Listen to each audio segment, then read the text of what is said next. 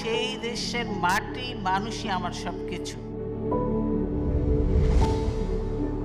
বর্ণমালা Romeo builders নিবেদিত হৃদয়ে খালেদা জিয়া। প্রথমেই বলতে চাই, আমরা অভিভাবক হারিয়েছি, কিন্তু আমরা শোককে শক্তিতে পরিণত এখনো করতে পারিনি। বেগম জিয়া তার স্বামীকে হারিয়ে, তার অভিভাবককে হারিয়ে উনি শক্ত হাতে দেশের রাজনীতির হাল ধরেছিলেন। গৃহবধূ থেকে উনি রাস্তায় নেমে এসে রাজনীতিতে অংশগ্রহণ করেছিলেন এবং উনি ঘরে বসে রাজনীতি করেননি।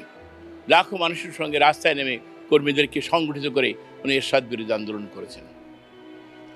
কিন্তু আমরা এখনো আমাদের অভিভাবককে হারিয়ে সেই পর্যায়ে যেতে পারেনি উনি যেটা গিয়েছিলেন। শূন্যতাটা পূরণ করার জন্য শহীদ প্রেসিডেন্ট জিয়াউর রহমান সাহেবের এবং দেশনেত্রী বেগম খালেদা জিয়ার সুযোগ্য সন্তান, সুযোগ্য পুত্র, এবং উনি বিশ্বকে তাক লাগিয়ে দিয়েছেন যে এইভাবে মানুষকে সংগঠিত করা যায়। ওনার আগমনী বার্তাকে 17 বছর উনি বহুদিন নির্যাতিত ছিলেন এই দেশে 1/11 ঘটনায়। তারপরে উনি এই দেশ ত্যাগ করে ওনাকে দেশ থেকে চলে যাওয়ার বাধ্য করা হয়েছিল। শারীরিকভাবে নির্যাতন করা হয়েছিল, মানসিকভাবে নির্যাতন করা হয়েছিল ওনার উপরে। তারপরে উনি বিদেশে চলে যান। সেখান থেকে যখন ফিরে আসেন 17 বছর পর, আমার জানা মতে আমার এই বয়সে আমি দেখিনি যে এইরকম একটা রিসেপশন হয়, মানুষ প্রাণ ঢালা অভ্যর্থনা, যে সারা দেশ, একটা বাংলাদেশ সেদিন ঢাকায় এসে গেছিল, একটা বাংলাদেশ ছিল। তো তার উপর নির্ভর করছি আমরা, এবং উনি আমাদেরকে সেই কাণ্ডারি হিসাবে সেই পতাকা তুলে ধরবেন। দেখেন, আপনি যদি লালের সঙ্গে গোলাপির একটা পার্থক্য করেন, তুলনা করেন, সেটা করা যেতে পারে, কিন্তু লালের সঙ্গে সাদার একটা তুলনা হয় না। ঠিক তদ্রূপ বেগম জিয়ার সঙ্গে শেখ হাসিনার তুলনা হতে পারে না।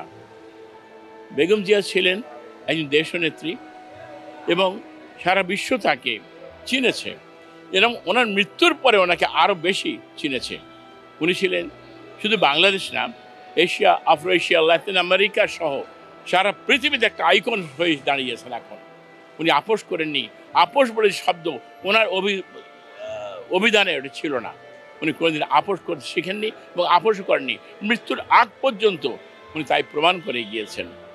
এবং দেখেন, তার জানাজায় পৃথিবীর কোনো জানাজাতে এই 1 কোটির উপরে লোক হয়, এটা আমাদের জানা ছিল না।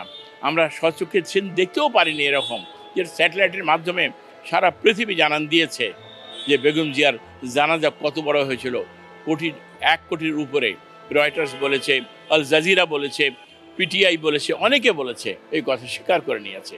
তো তার সঙ্গে আর খালেদা জিয়ার সঙ্গে আর শেখ হাসিনার রাজনীতির তুলনা হয় না। শেখ হাসিনা রাজনীতি করেছে, হত্যা করে ক্ষমতায় বসেছে, থাকতে চেয়েছে, সে ক্ষমতা বসাই ছিল তার উদ্দেশ্য। আর খালেদা জিয়ার রাজনীতি, উনি দেশকে উন্নয়নের দিকে নিয়ে গেছেন। সেই দেশকে উন্নয়নে নিয়ে গিয়ে উনি আজকে কোথায় নিয়ে গেছেন দেখেন। এই নারী শিক্ষায় নিয়ে গেছেন উনি, আজকে কৃষকদের ঋণ মকুব করেছেন উনি, ব্যাংকের ঋণ মকুব করেছেন উনি, মুক্তিযোদ্ধা মন্ত্রণালয় তৈরি করেছেন, আরও অনেক কিছু উনি উন্নয়নের দিকে চলে গিয়েছিলেন।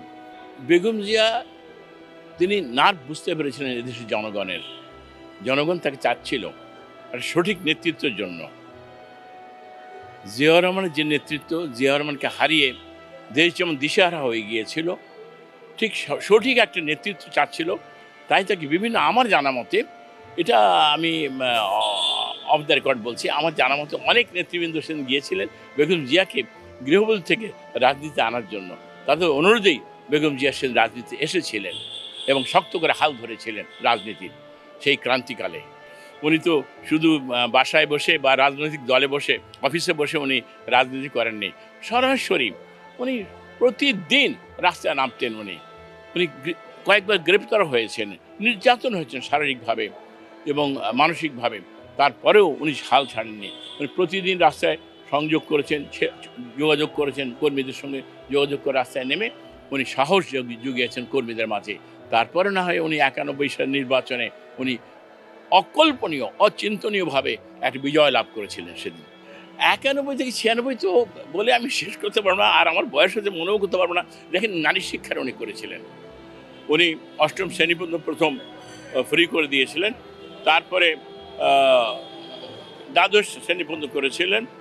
শুধু নারী শিক্ষার শুধু না, আরও করেছিলেন, যেমন ধরেন আপনি মনে করেন কৃষি ঋণ মওকুফ করেছিলেন, সার বিতরণ করেছিলেন, মুক্তিযোদ্ধা মন্ত্রণালয় করেছিলেন, যেটা দেশের মুক্তিযোদ্ধাদের অবহেলিত মুক্তিযোদ্ধা ছিল, কেউ কোনো মুক্তিযোদ্ধাদের কোনো কিছু করেনি, কিন্তু বেগম জিয়া এটা চিন্তা করেছিলেন এবং মুক্তিযোদ্ধাদের একটা মন্ত্রণালয় করেছিলেন এবং এরকম অসংখ্য পদক্ষেপ উনি নিয়েছিলেন হাতে। উনি জীবনে ওনার সন্তানদেরকে কোনো প্রশ্রয় উনি দেননি। আপনারা দেখেছেন ওনার কোনো আত্মীয় স্বজন কে আছে না আছে তাও রাজনীতিতে উনি কোনোদিন টেনে আনেনি বা কারোর রেফারেন্স উনি দেননি, কোনোদিন না। উনি আমার জানা মতে ওনার আত্মীয় স্বজন বন্ধু বান্ধবকে কোনো প্রশ্রয় দেয়নি এবং অন্যায়কে তো প্রশ্রয় দেয়নি, প্রশ্নই ওঠে না। র্যাব গঠন করেছিলেন, সে র্যাব গঠন তখন প্রয়োজন হয়ে পড়েছিল, বিশেষ করে দক্ষিণাঞ্চলে বা বাংলাদেশের পশ্চিমাঞ্চলে তখন লাল পতাকা বা এই ধরনের কিছু অবৈধ রাজনৈতিক দল যারা নাকি সন্ত্রাসে বিশ্বাস ছিল, সন্ত্রাস মাধ্যমে ক্ষমতা আসতে চায়, তাদের অতিষ্ঠিত হয়ে গেছিল দেশবাসী এবং চাঁদাবাজদের কারণে অতিষ্ঠিত হয়ে গেছিল ব্যবসায়ীরাও। জিনিসপত্রের দাম বেড়ে যাচ্ছিল, তখন খুব প্রয়োজন হয়ে গেছিল একটা বাহিনী গঠন করে ক্লিন হার্ট করার জন্য। ক্লিন হার্টও উনি করেছিলেন, চাঁদাবাজ নির্মূল করেছিলেন এবং দুষ্কৃতিকারী নির্মূল করেছিলেন, অনেক দুষ্কৃতিকারীকেও নির্মূল করেছিলেন অনেক। কিন্তু হয়তো দুই একজন আমাদের সহকর্মী হয়তো হারিয়েছি, তার মধ্যে সব তো সঠিক হতে পারে না, মাঝে মধ্যে লস দিতে হয়। মহৎ উদ্দেশ্যটা নিয়েছেন। এদেশে একটা জিনিস কি, সত্যি কথা কেউ বলে না, সত্যি কথা কেউ প্রকাশ করতে সাহস পায় না, কিন্তু আজকে আপনাদের এই মহৎ উদ্দেশ্য যে উদ্যোগটা নিয়েছেন, এটা দেশবাসী সত্যি ইতিহাসটা জানবে। তাই আমরা আশা করব, আমি একজন মুক্তিযোদ্ধা সেই হিসেবে আশা করব সারা দেশবাসী এবং জাতি জানুক সত্যি কথা কোনটা। এই উদ্যোগটা আপনাদেরকে সত্যি খুব ভালো উদ্যোগ একটা নিয়েছেন, আপনাদের উদ্যোগটাকে আমি ধন্যবাদ জানাই। বর্ণমালা রোমিও বিল্ডার্স, জন্মই যার সৃষ্টিতে।